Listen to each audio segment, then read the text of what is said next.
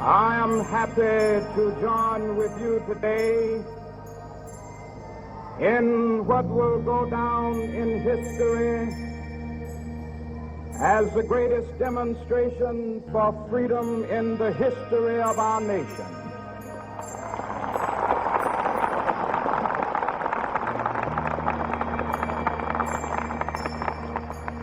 Five score years ago,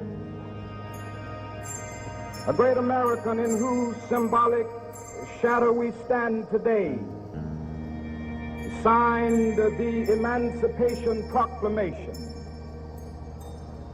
This momentous decree came as a great beacon light of hope to millions of Negro slaves who had been seared in the flames of withering injustice. It came as a joyous daybreak to end the long night of their captivity. But 100 years later, the Negro still is not free. 100 years later, the life of the Negro is still sadly crippled by the manacles of segregation and the chains of discrimination. 100 years later, the Negro lives on a lonely island of poverty in the midst of a vast ocean of material prosperity. 100 years later,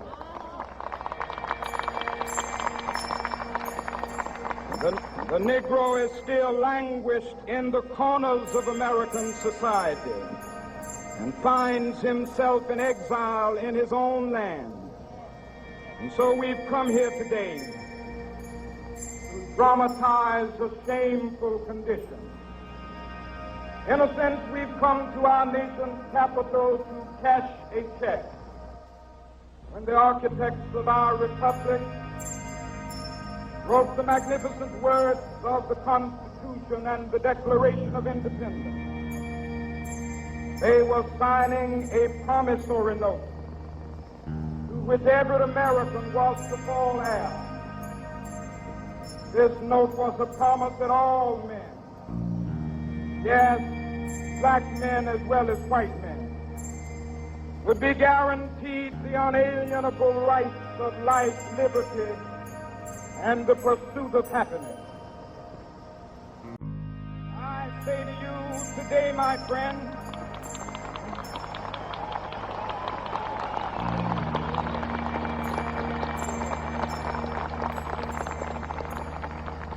so even though we face the difficulties of today and tomorrow, I still have a dream. It is a dream deeply rooted in the American dream. I have a dream that one day this nation will rise up and live out the true meaning of its creed. We hold these truths to be self-evident, that all men are created equal.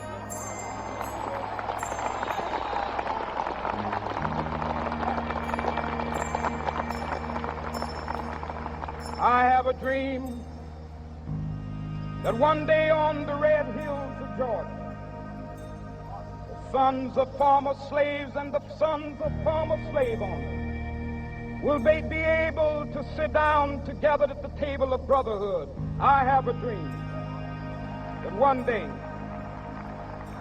even the state of Mississippi, a state sweltering with the heat of injustice, sweltering with the heat of oppression, will be transformed into an oasis of freedom and justice. I have a dream